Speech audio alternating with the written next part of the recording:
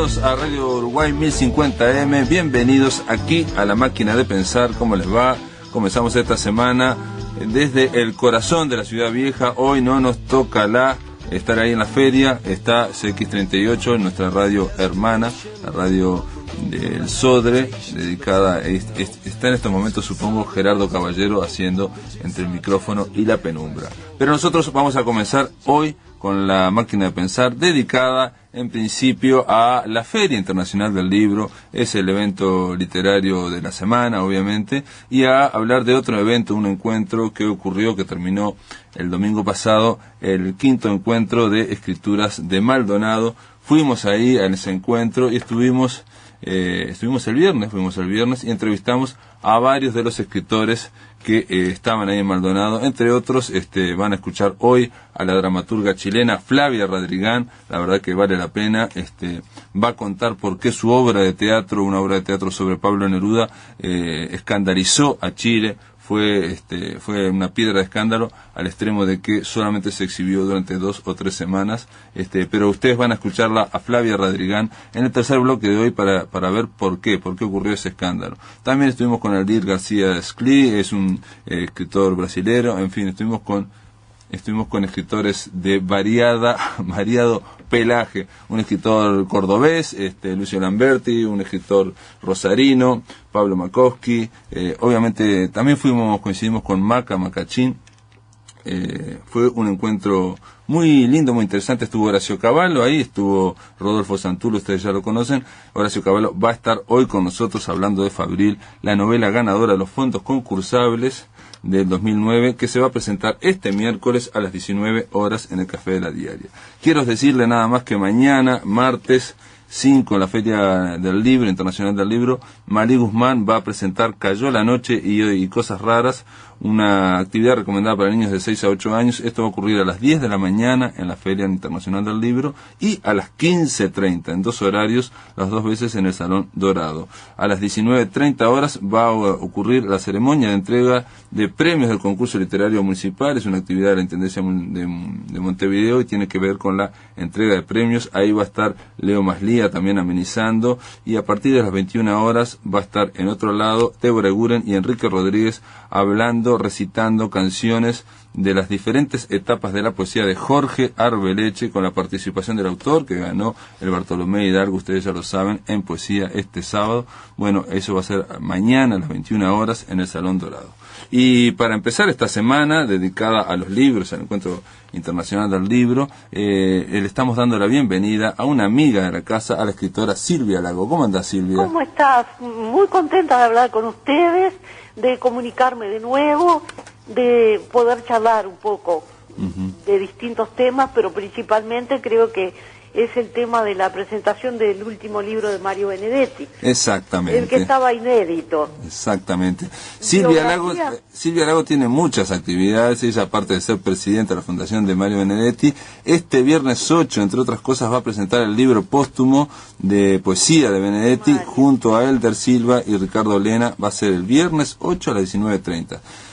Decime, ¿cómo ves ese libro? ¿Nos puedes adelantar algo de lo que vas a decir el viernes? El libro, se llama Biografía para Encontrarme. Es el último que había dejado él, pero que estaba inédito e incluso, como se dice en los comienzos, Ariel Silva escribió que hubo una espera con respecto a lo definitivo, pero no se concretó, de manera que no tiene, digamos, ese nivel de exigencia que tenía Mario en toda su producción poética, sobre todo. Ahora, es un libro evidentemente de búsqueda, es también, yo diría que un mensaje de despedida. A mí me cuesta mucho abrirlo y ver que este libro no tiene la dedicatoria a mano que me ponía siempre en sus libros, ¿verdad? Lo que noto es que es una poesía, la poesía más o menos dentro de los cánones de los que escribía, con una predominancia del verso libre, sin rima, pero hay como un velo de nostalgia que de algún modo tiene que ver con la melancolía de los últimos tiempos de Mario, ¿no? Claro. Se nota esa situación. Mario era un hombre muy lúcido y evidentemente sabía de la cercanía de, como decía Machado, la Virgen esquiva y compañera, ¿no? Que la muerte lo rondaba. Así todo, en algunos momentos funciona el humor, como era tan propio de su literatura. Funcionan los juegos de opuestos, vida, muerte, alegría, tristeza, amor, odio, memoria, olvido. Y yo noto seguramente un sentimiento de reflexión solitaria. Hay, más que en otros libros, sabemos perfectamente la aproximación de Mario a su público, el prójimo, como lo llamaba, pero acá hay un ejercicio más bien de soledad, soledad que en cierta medida impide la comunicación, aunque él no deja de buscarla. También supongo, yo no lo leí, pero solamente por el título, lo primero que se me ocurre es una reflexión existencial, una búsqueda de sí mismo, porque el poemario anterior se llamaba Testigo de uno mismo, ¿no? Sí, es cierto, de algún modo está en la misma línea, diríamos, ¿no? Incluso yo lo llamaría, que no es tan poético como el título que le puso, pero autobiografía para encontrarme, porque es esa búsqueda que él sabía que plenamente no la logra nadie, ¿verdad? Claro. Pero de todas maneras está ese sentimiento existencial, no solo lo individual, sino la aventura del hombre en el mundo. Eso no significa que dentro de los temas no aparezcan los tradicionales de él, ¿verdad? La vida y la muerte, el tiempo, la fugacidad del tiempo. La existencia o no de existencia de Dios, ¿no? También hay, como siempre, esa posición en torno a la duda, ¿no? Él en algún momento, pero yo diría que en este libro se refleja menos, es la esperanza, digamos, la esperanza de trascender a un mundo en el que siga viviendo. Él, de todas formas, digo, en su poesía generalmente se posicionaba en la no existencia de Dios, pero aún creyendo en la no existencia de Dios, le habla a ese Dios que no existe, o lo increpa. O sea, hay una reflexión. Le importa a Dios, le importa la idea de Dios, no es como otras personas que pueden simplemente obviarlo, decir, bueno, no existe y ya está, ¿no? No creo, no existe, no es tema para mí. Claro, no gasto tiempo en eso. Está como tema, y está también como tema, obviamente, relacionado con la muerte, incluso hasta con la poesía, con las posibilidades del hombre de salvarse, pero de salvarse de otro modo, ¿verdad? Yo diría que él apuesta a la salvación por la vía de su propia creación.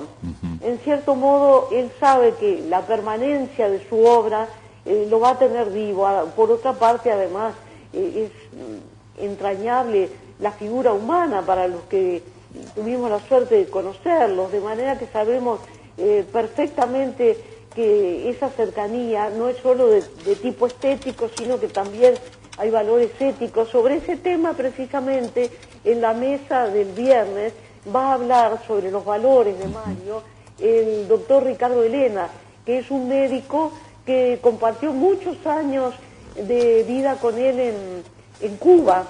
¿Pero era médico de Benedetti, no? No, bueno, él es un neumólogo, estaba cerca, no era, en este momento, no era, digamos, el único médico que lo atendía, ¿verdad?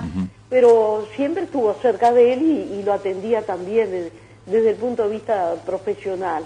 Y eran muy amigos y Ricardo está preparando un tema en torno a los valores humanos.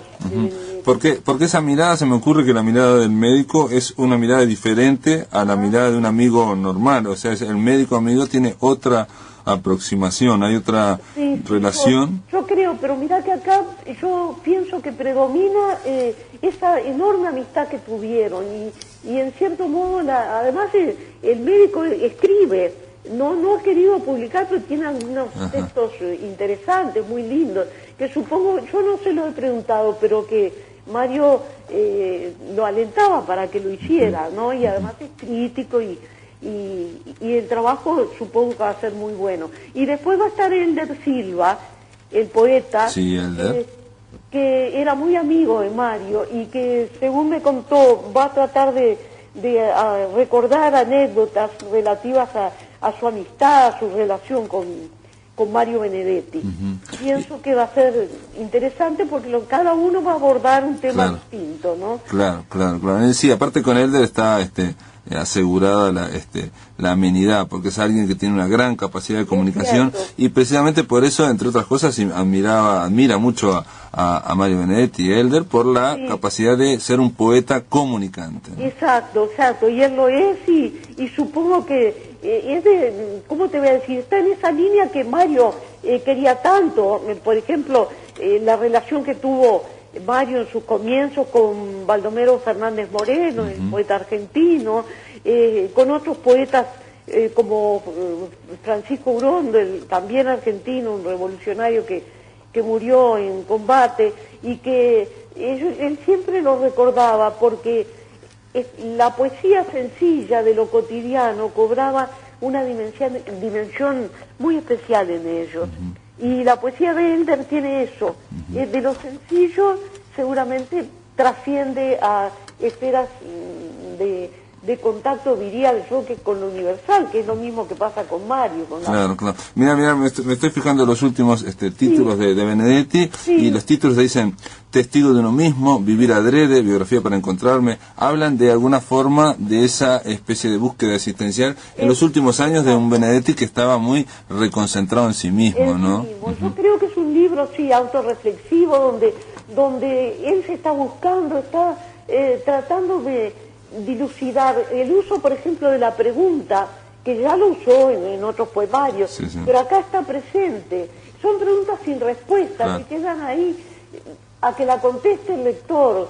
Es una forma también de comunicación. Yo, en un libro que hice hace unos años, cuando estaba en la Facultad de Humanidades, le había puesto la pregunta elucidante como forma de transmitir al lector las preocupaciones esenciales del hombre. Bueno, y en este libro aparece también, no te diré que con tanta frecuencia, pero esa pregunta diríamos que se la está haciendo a sí mismo. De todas formas, te quiero contar nada más que venía para aquí, para la radio de por la tarde, en ómnibus, y se subió un señor a pedir y a repartir fotocopias de poesías, y decía, estas son de uno de nuestros mayores poetas, Mario Benedetti, con unas aparte con unas tarjetitas de calendario, y miro la poesía y no tenía nada que ver con Benedetti, ¿no? Era una poesía mística, de reflexión. Pero aprovechó el nombre de Mario Benedetti. Pero yo creo que de alguna forma el nombre de Mario Benedetti es sinónimo de poesía popular o entre la gente, entonces, y además se sabe que la gente responde al nombre de Mario, y no sé, las vendería, pero bueno, a veces no pedía nada más. Y bueno, pero es común. Además, la gente, yo que viví bastante cerca en los últimos años, veía cómo se acercaban ahí en el restaurante San Rafael, donde a veces almorzábamos, iban de pronto con una servilletita a pedirle que firmara. Y él era un hombre muy complaciente en ese sentido, muy simpático, que nunca se negaba a darle, incluso a veces les ponía un poema, una estrofa, una estrofita, un verso, y se iban contentos. Sí, yo lo que te cuento es que esto que me pasó en el ómnibus, llega a un nivel de conocimiento, digamos, el nombre o parte de la obra, que es casi imposible en otro poeta uruguayo, ¿no? Yo creo que no. Esa popularidad enorme que tiene, con solo nombrarlo. Mira, yo el otro día también iba en un taxi para la Fundación Mario Benedetti, y empezamos a conversar con el taxista, y me recitó un poema de Poemas de la Oficina. Se lo sabía de memoria, o sea que es una persona, yo creo que parte de la gran, enorme difusión que ha tenido. Fíjate que ahora hasta nos han pedido para traducirlo al árabe, al turco, proviene de esa capacidad de compenetración del autor con el público. Es un misterio, ¿no? Sí, esas comunicaciones así siempre son un misterio, tratamos de razonarlas, de explicarlas, pero no se puede explicar. Claro, es enigmático y es que es como la poesía, ¿verdad? Exacto, Tampoco se puede explicar. Si sos profesor, como me tocó a mí enseñar poesía tantos años, te aproximás al fenómeno poético, pero en última instancia está en la sensibilidad del que lo ve, lo siente o no lo siente. Bueno, muy bien, Silvia Lago. Queda hecha la invitación, ustedes ya la conocen a Silvia, la pueden escuchar directamente este viernes 8 a las 19:30 en el Salón Azul de la Intendencia. Va a estar Elder Silva, Ricardo Lena, pero sobre todo va a estar Silvia Lago hablando del último libro de poesía de Mario Benedetti. Bueno, yo quiero aprovechar, no sé si corresponde, pero para felicitarte por tu premio de narrativa, de tu novela, que tuve la suerte de ser jurado en el último concurso municipal y que se va a entregar el martes, mañana a las 19 horas. Así que allí nos veremos antes de la conferencia sobre Mario. Bueno, muy bien. Te mando un abrazo grande. Y está hecha la invitación para todos. Todos si quieren pueden ir a la entrega de premios. Ahí va a estar Leo Maslía. Van a escuchar de nuevo ahí a Silvia Lago y a gente muy interesante en la ceremonia de entrega de premios del concurso literario municipal. Sí. Un beso grande, Silvia Lago. Muchas gracias. Igualmente para ti. Hasta pronto. Hasta mañana. Hasta mañana. Chao. En el aire de Radio Uruguay, La Máquina de Pensar.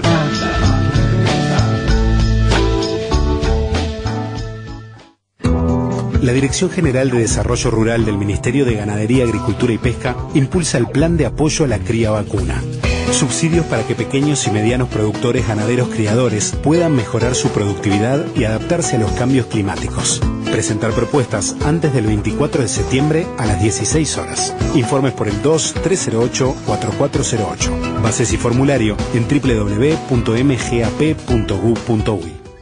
Una experiencia única. Recorrer un poco el trayecto opuesto a lo que sería un unplugged. Un show exclusivo donde la virtuosa ejecución y la exquisita composición guardan un delicado equilibrio.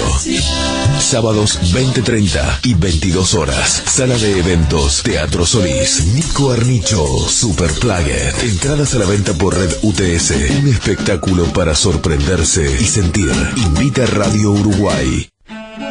Actividades del Sodre en octubre.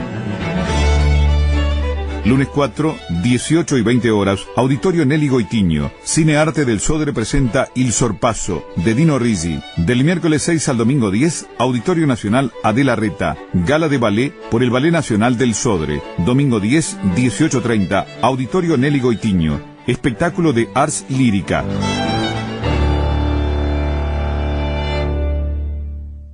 Vivo en el país del viento. Washington Carrasco y Cristina Fernández en concierto. Uno de los espectáculos más elogiados del año. Un nuevo recital que sorprende y encanta por su exquisitez y profundidad. Sábado 16 de octubre, Cine Teatro Plaza. Entradas en venta en Red UTS. Financia Visa 2 Pagos. Auspicia Radio Uruguay. El Sodre convoca a presentar proyectos. El Sodre comunica que recibirá proyectos de los interesados en participar en su temporada de Cámara 2011, que se realizará en el Auditorio Nelly Goitiño. Los mismos deberán ser presentados entre el 1 de septiembre y el 15 de noviembre del presente año en Dirección Artística del Sodre, Auditorio Nacional Adela Reta, Andes esquina Mercedes, piso 3. Los proyectos serán analizados por la Dirección Artística y oportunamente se comunicará a los seleccionados.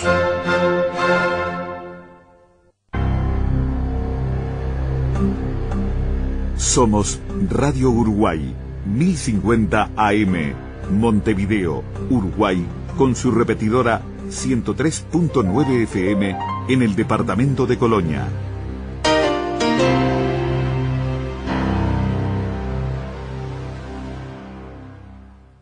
Atención, charlas, entrevistas o columnas que te perdiste o que querés volver a escuchar, las encontrás en el blog de La Máquina de Pensar. Ingresá a piensamáquina.blogspot.com y bienvenido al corazón de las palabras.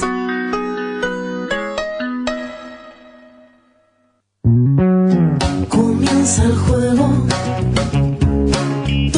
a correr, no te dejes manchar, que no quieres perder. Yo acá me quedo, no quiero caer otra vez en la valle, te espero si quieres. Es los pies tocándose en la cama, es mirarte y que estés mirándome. Es los pies tocándose en la cama, es mirarte y que estés mirándome. Terrible enredo, no si se sabe quién es quién. Cazadores y presas todos se ven bien. No tengo miedo, solo no quiero caer otra vez en la valle, te espero si querés. Es los pies tocándose en la cama, es mirarte y que estés mirándome. Es los pies tocándose en la cama, es mirarte y que estés mirándome. Recuperas energía, no duele lo que dolería.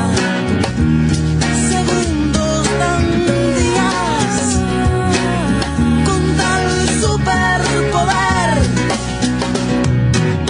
ni Dios se atrevería. Necesita el respiro de ceder.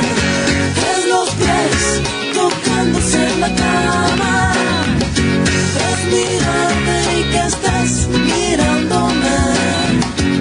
Es los pies tocándose en la cama, es mirarte y que estés mirándome. La Valle, Patricia Kramer, del disco Sostén 2010, que nos va a acompañar durante esta semana, Patricia Kramer, con sus canciones. Vamos a darle la bienvenida ahora a uno de los ganadores de los fondos concursables 2009, que acaba de salir su novela Fabril, el señor Horacio Cavallo. ¿Cómo le va, Horacio? ¿Cómo le va, Pablo? Buenas tardes, un saludo a toda la audiencia. Muy bien, Horacio Cavallo, que es una máquina, no de pensar, porque no sé si piensa, pero una máquina de ganar, una máquina de ganar premios.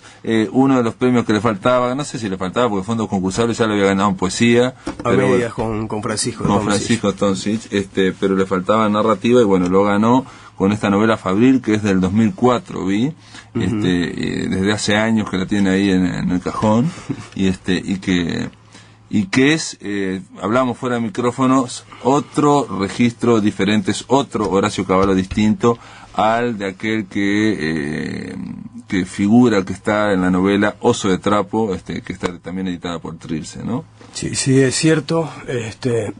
Yo pensaba hoy mismo eso, que son dos temáticas distintas y dos abordajes bastante diferentes, el de una novela y la otra. Puede ser que tenga que ver también un poco con el tiempo en el que transcurre entre una y la otra, pero a su vez por una temática, algo que se quiere contar que es una historia distinta. Esta es una historia lineal, es una historia más ágil y que en definitiva tiene que ver con 7 años en los que trabajé como obrero textil y que fui juntando un montón de información y viste que siempre dicen que es bueno escribir de lo que uno conoce. Sí.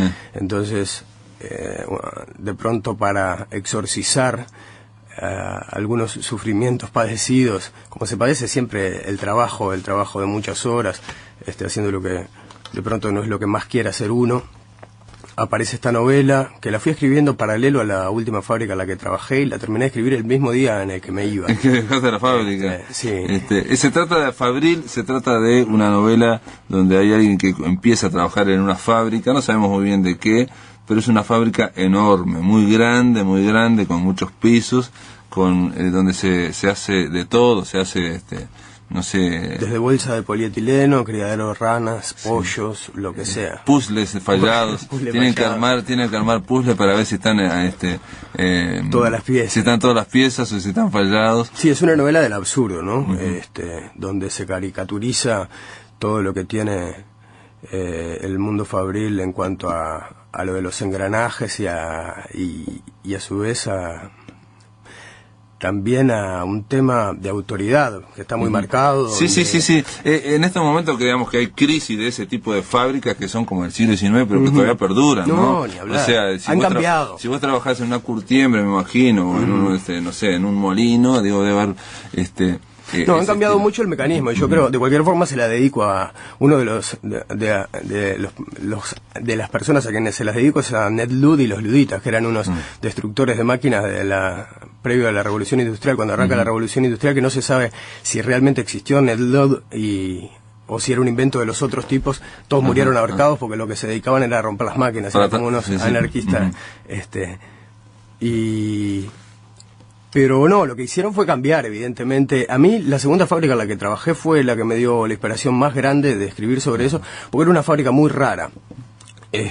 Se cortaba cuero para tapizados y se exportaba todo, y era muy extraña. Fue la crisis del 2002 y entró a trabajar mucha gente, pedían que fuera de 18 o 25 años y a su vez que tuvieran estudios. Después de esa característica que tuvieran estudios lo sacaron porque vieron que era muy complicado, porque no se podían quedar más de 10 horas o de 9 horas y no les servía. Pero, por ejemplo, un día estaba trabajando y viene un compañero nuevo que había empezado a trabajar ahí, trabajábamos uno frente al otro, y de pronto, porque sí, me dice: anoche estaba leyendo unos cuentos de Poe.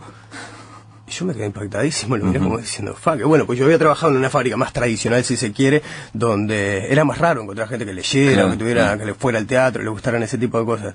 Y ahí se daba mucho, también, que creo que era a lo que me refería al principio en cuanto a cómo habían cambiado desde arriba la cuestión en comparación de la Revolución Industrial ahora, la cabeza de hacerte creer, por ejemplo, que vos eras el dueño de la fábrica o que eras como el hijo de los dueños. Sí, como que es una gran familia. Claro, ¿no? todo ese rollo que te viene, que se te mete por otro lado, y que yo veía cómo la gente caía, que manejan también mucho algunas de las iglesias nuevas, o por lo menos yo intuyo, no soy un gran estudioso del tema, pero todo eso se daba. Y eso fue lo que me hizo entrar, y sobre todo entrar por el mundo del absurdo. Eso es una novela que, si bien no es específicamente humorística, continuamente tiene como un tono muy leve de humor que a mí me encantó, ¿no? Me encantó porque, por ejemplo, están trabajando ahí y digo, uno empieza a trabajar en esa fábrica y ya prácticamente no sale, trabaja de lunes hasta domingo por la mañana, y el domingo por la tarde, ¿para qué vas a salir si tienes que volver de nuevo? Entonces prácticamente están ahí y se sabe que en la parte superior de la fábrica de ese gran edificio, bueno, hay un zoológico, se sabe que hay piscinas, teatros, hay campo de golf. Sí, todos los dominios del dueño. Como que a mí me hizo acordar, ¿sabes qué? A Blade Runner, porque en Blade Runner, cuando van los replicantes, van a un gran edificio, y el que logra acceder al último piso va a encontrar con él el señor presidente, con el creador de todo, ¿no? Sí, es una alegoría también del de arriba y el de abajo, bastante. También me dijeron que hay un cómic, una historieta argentina que creo que se llamaba Ministerio, Ministerio, creo que comentaba Rodolfo Santulo el otro día, que es muy parecido en cuanto a eso también, que se desarrolla todo en un edificio, vinculando el arriba y el abajo.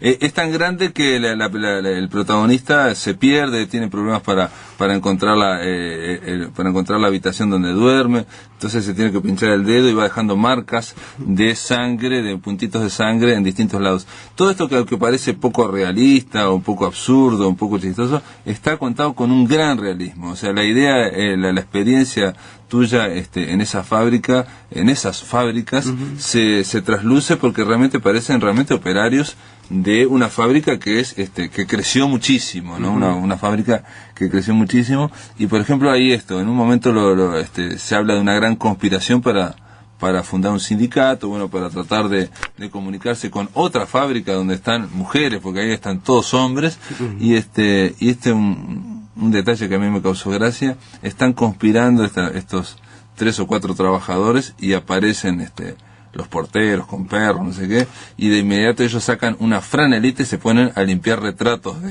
del gerente, ¿no? O sea, o en otro momento al protagonista le dicen que tiene que juntar chicle, que no tire el chicle. que mastique los chicles y se lo vaya guardando porque después lo van a usar para una causa revolucionaria. Claro, y entonces el protagonista dice, nunca mastiqué los chicles con tanto impulso como cuando ahora sabía que era para la revolución. Sí, o también en el momento en el que están subiendo, cuando intentan hacer la revolución y entran a subir hacia la residencia del señor Bergstein, y a medida que suben,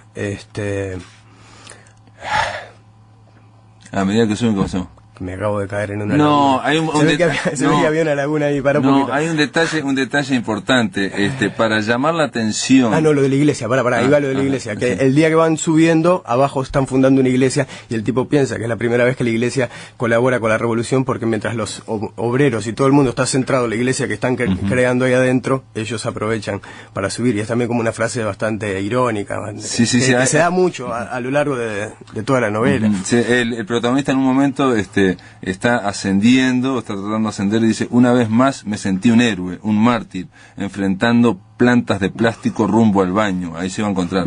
Una risita nerviosa se me escapaba, seguro de que lo que hacía era fundamental para cambiar el destino de las cosas. Los operarios jamás me olvidarían. Grabarían mi imagen en las banderas, le pondrían mi nombre a los locales sindicales, escribirían libros dedicados a mi memoria, y hasta tendrían un minuto de silencio cada aniversario de mi muerte. Entré al baño y carraspeé un par de veces como hacíamos a menudo. Y bueno, y ahí es toda una gran conspiración en la que, por ejemplo, para llamar la atención de la fábrica vecina, hay uno de ellos que dice, bueno, como está lleno de teros, sabe imitar los teros y va a poder llamar sin despertar a los perros. Sí, o el momento también en el que encuentra la rendija y todo lo que hay detrás del hombre que encontró la rendija, un tipo que encontró una rendija y que se habla de él como de esa característica, y un día todos se escapan, dejan de cenar y se escapan al tercer o al cuarto piso, donde por una rendijita se puede ver la escollera, y es el único momento en el que pueden mirar hacia afuera y quedan todos impactadísimos con eso. Y en realidad el objetivo de todo ese movimiento conspirativo es llegar a la azotea, o sea, es hacer el asalto de la azotea, no es asaltar los cielos, sino asaltar más pedestremente la azotea, y en eso, bueno, obviamente se genera todo ese clima de conspiración que ocurre cuando de las películas de cárceles también, cuando tienen que huir, ¿no? Toda esa suspenso que hay en torno a cómo crear los instrumentos para lograr y buscar la oportunidad, en fin, todo ese suspenso está aquí en Fabril, de Horacio Cavallo. La verdad que a mí me encantó la novela y vale la pena leerla porque tiene una serie de hallazgos, insisto, que es muy difícil, por lo menos creo yo que es muy difícil mantener un tono de algo serio que se está contando seriamente, pero a la vez lo que se está contando tiene ribetes ridículos. Eso lo hacía muy bien Roberto Arlt cuando escribía de los lanzallamas, o escribía del otro, ¿cómo es? Los siete locos, porque se hacen conspiraciones que están serias, están realmente de gente muy convencida, pero dejan de tener un tinte que quería tener todos los prostíbulos. Pero los detalles, aparte de los detalles, son ridículos. El astrólogo, sí, claro. Son ridículos los detalles, ¿no? O sea, esto no puede ser en serio, totalmente en serio, ¿no? Sí, Arlt sí lo hacía con maestría. Eso sin duda. No, está el tema del trabajo, más que el trabajo en serio, el trabajo en general y de la alienación, y también el tema del poder, porque a medida que ellos empiezan a subir también se entran a dar determinadas cosas que no está bueno contarlas porque tienen que ver con el final, y que tienen que ver también con el poder, y creo que está bueno hablar de esas cosas. No sé si está bueno en este caso cómo se dice, pero sí hablarlas, y bueno, también lo del trabajo, ¿no? Que estaría tan bueno poder trabajar menos tiempo y disfrutar un poco más de la vida, que no fuera toda la vida estar haciendo un gran sacrificio para la gran mayoría del tiempo y disfrutando. Bueno, por eso pusiste un epígrafe al comienzo de Paul Lafargue, que es el derecho a la pereza, de 1883, donde precisamente se plantea de que 1000 y 1000 veces más nobles y más sagrados que los tísicos derechos del hombre, concebidos por los abogados metafísicos de la revolución burguesa, es que se empeñen en no trabajar más de 3 horas diarias, holgando y gozando en el resto del día y de la noche, ¿no? Ese lo plantea como una revolución del trabajo.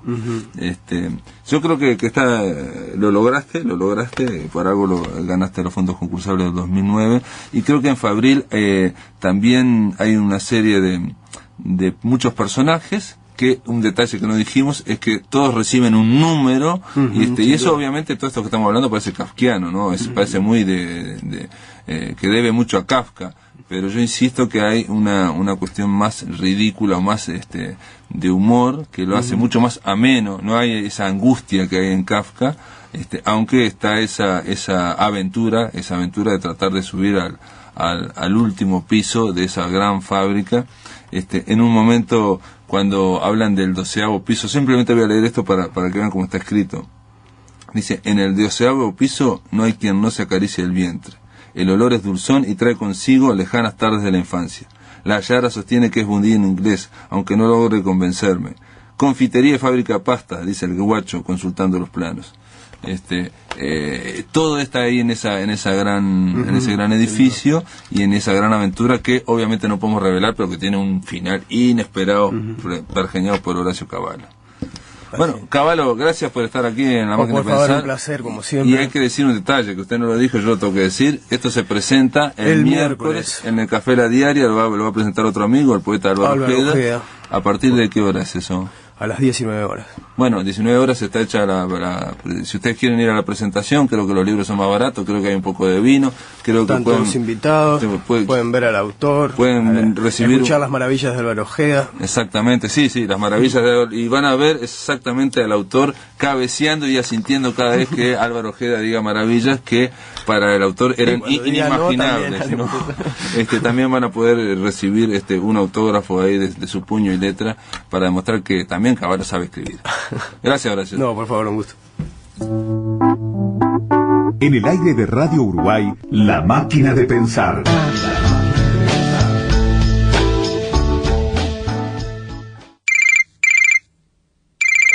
Hola. Hola. Tengo una oportunidad única para usted. Miles de celulares y módems de Antel a precios increíbles.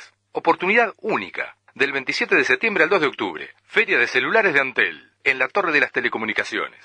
Antel, la empresa de comunicación de los uruguayos. Los premiados del Fondo Concursable 2009, la mejor creación literaria de nuestro país, en 8 libros elegidos por unanimidad.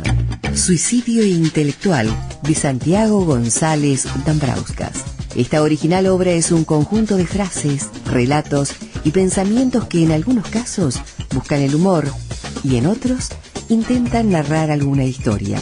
Suicidio intelectual, de Santiago González Dambrauskas, editado por Ediciones Trilce y la Dirección Nacional de Cultura. Está en todas las librerías.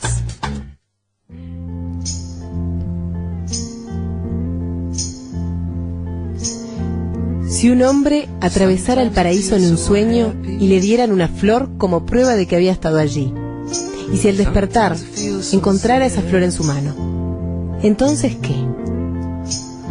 Y si él se fue soñando contigo, de Verónica Mato, dirección Susana Souto. Estreno viernes 8 de octubre. Funciones viernes y sábado 21 horas. Fundación Manuel Espínola Gómez, Paraguay 1176, esquina Canelones. Por reservas 094-321-002. Vivo en el país del viento. Washington Carrasco y Cristina Fernández en concierto. Uno de los espectáculos más elogiados del año. Un nuevo recital que sorprende y encanta por su exquisitez y profundidad. Sábado 16 de octubre, Cine Teatro Plaza. Entradas en venta en Red UTS. Financia Visa 2 Pagos. Auspicia Radio Uruguay. Somos Radio Uruguay, 1050 AM, Montevideo, Uruguay, con su repetidora 103.9 FM en el departamento de Colonia.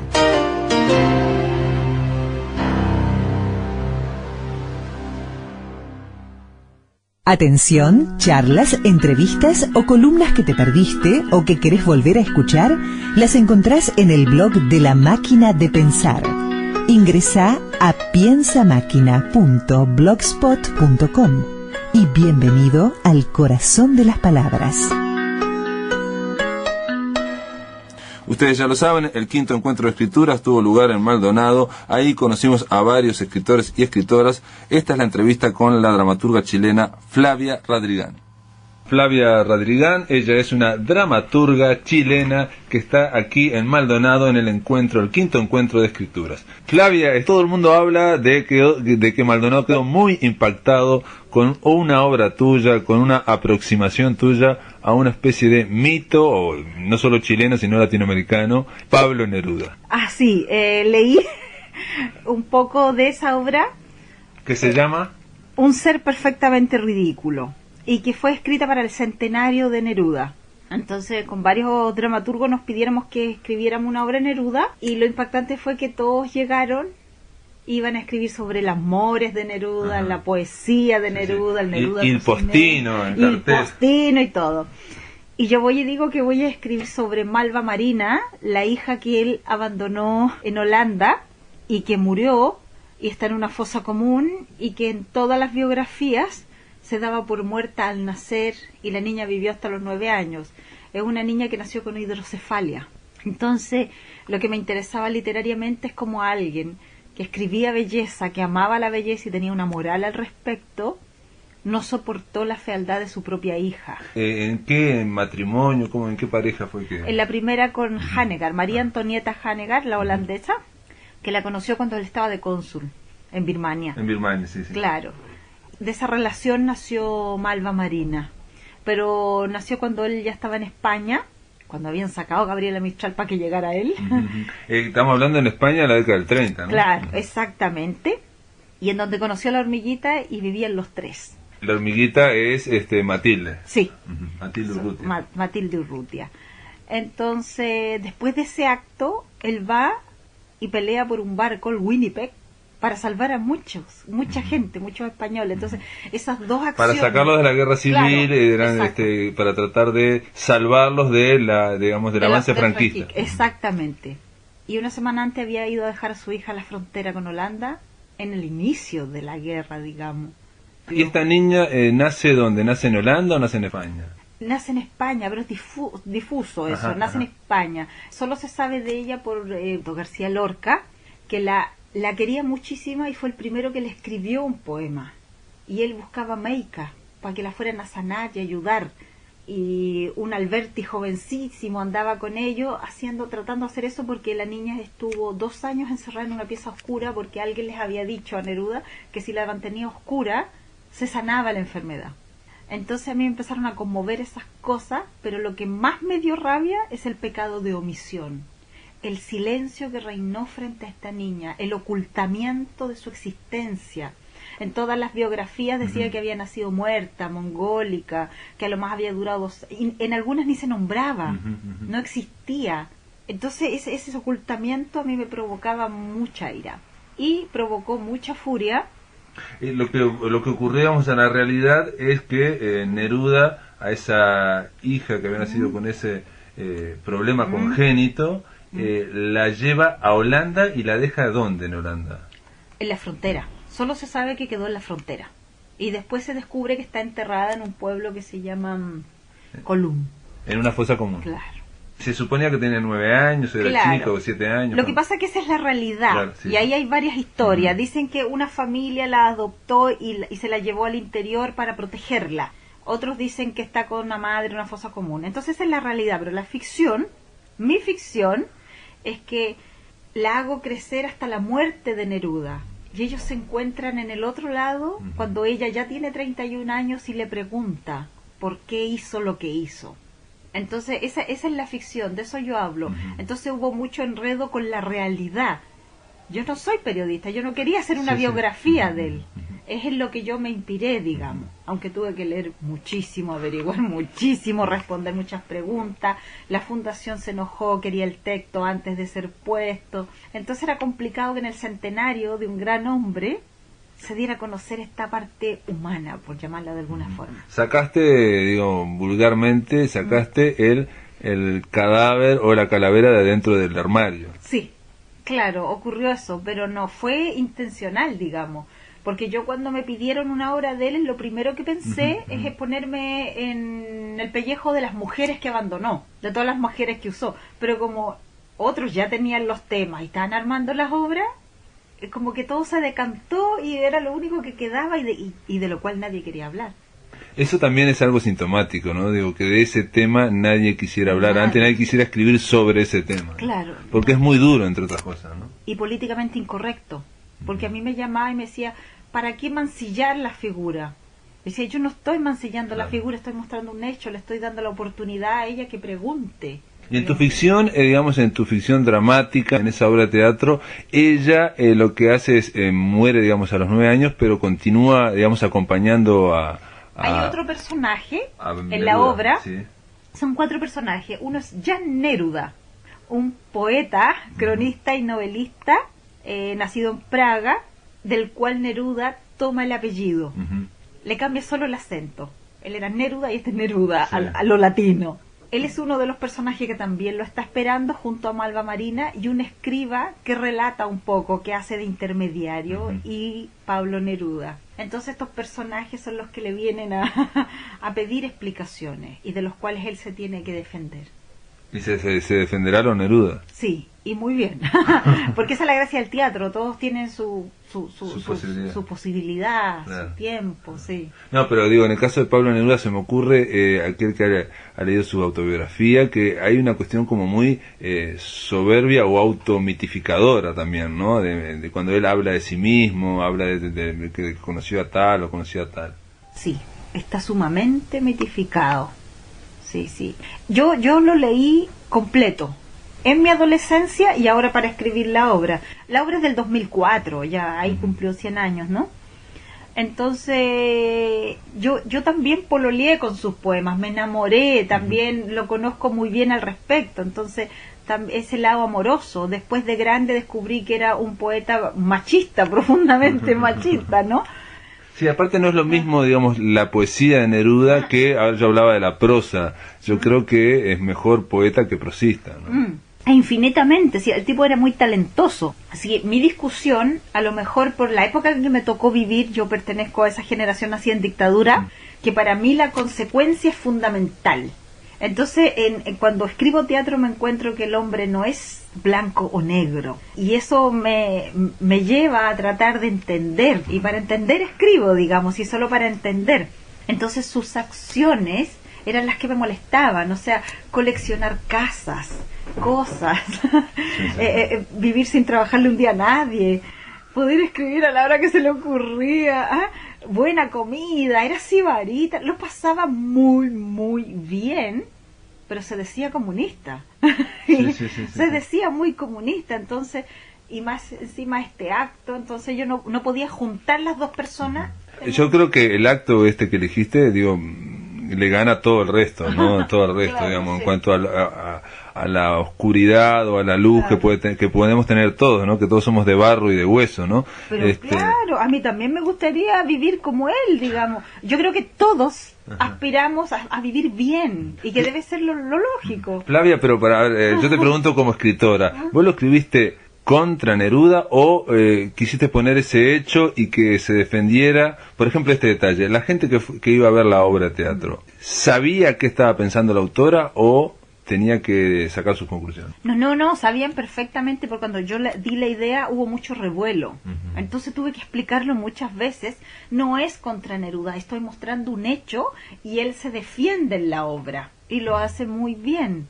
Entonces no era contra él, quiero eso me costó dejarlo en claro. Lo que a mí me molestaba como escritora, eso es lo que yo quería plasmar, el pecado de omisión, el derecho a que ella se defendiera, a lo mejor porque soy madre, y porque en ese periodo cuando se supo la obra, me llamó mucha gente y me llamaron muchas madres con hijas con hidrocefalia. Sí, también hay el tema también de que estamos viendo a Neruda en ese hecho tan aberrante con la moral o la ética, digamos, del 2010 o con nuestras ideas de algo que él hizo en 1937 o 39, por ahí. Claro, es complejo, ¿no? Es decir, yo no lo estoy excusando, No, sí, yo lo sé. Pero yo tampoco, pero tiene todo el derecho, incluso en la obra lo hace y lo explica, y él dice que el único juicio que se someterá es al de la poesía. Muy hábil, ¿no? Claro, muy hábil, ¿no? Pero él explica que toda la tragedia de la hija es porque no se siente bella, digamos. ¿Me entiende? Trata de explicar cosas, pero es impresionante. Logré hacerlo, pero mejor habla el texto que yo. Claro, no, está muy bien, está muy bien. No, yo te digo, Flavia, eso es obvio que sería mejor ver la obra. Vos hablás de que tuviste que explicarlo antes, en la previa, obviamente, porque se generó esa polémica. Después, cuando la obra se llevó a teatro. No, la sacaron rápidamente en el Teatro Nacional. Solo pudo estar 3 fines de semana, nada más, la sacaron inmediatamente. No tuvo temporada y nunca más se ha vuelto a dar. ¿Nunca más se volvió a poner? Nunca más se dio. ¿Y ningún elenco alternativo, periférico? Yo creo que si lo pidiera, sí. Pero fue tanto la presión que tuve que la dejé ahí. Yo creo que a lo mejor ahora que ya estoy más alejada, que estamos más alejados de lo que significa, y porque mucha gente creía, uy, pero con esto es fama. No, se me ocurrió hablar de la hija, yo no quiero nada. Entonces fue muy fuerte que yo dejé de montar mucho tiempo obras y nunca más se volvió a montar, nunca más. No se profitó de esto. Te catalogaban como si fueras una provocadora. Claro. Pero toda la gente que veía la obra salía en forma distinta, agradeciendo el texto.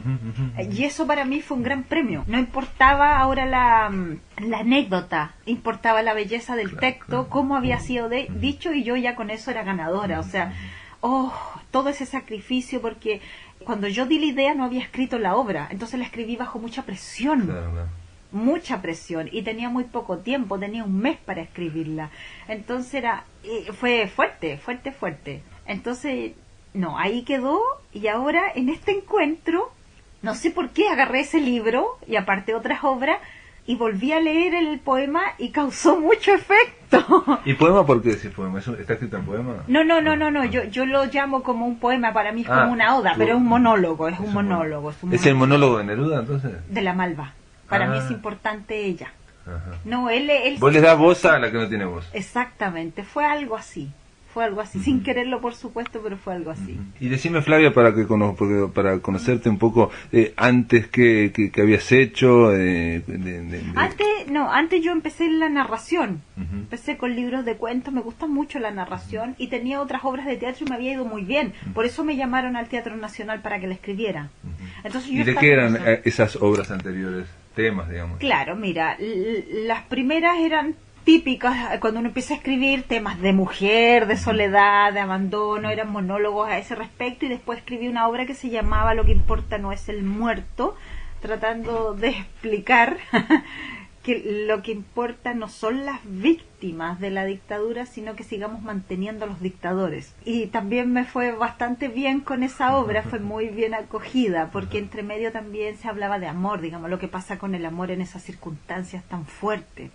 Y por esa obra fue que me llamaron al Teatro Nacional. Entonces... Pensando que ibas a ser políticamente correcto. Exactamente. Y después hice teatro en la universidad. Me gusta mucho trabajar con los alumnos, ayudarlos en sus montajes. Y ahora estoy de estreno también. Ahora yo vuelvo y estreno una obra que se llama Retrato Hablado, que es una obra también muy política. Yo no me gusta decir que las obras son políticas, me gusta más, como Heiner Müller, decir la política del texto, que el texto en sí tiene su política, no que uno le implemente una política. Y es de un padre y su hijo, pero el padre está preso porque pertenecía a la generación de los torturadores de mi país.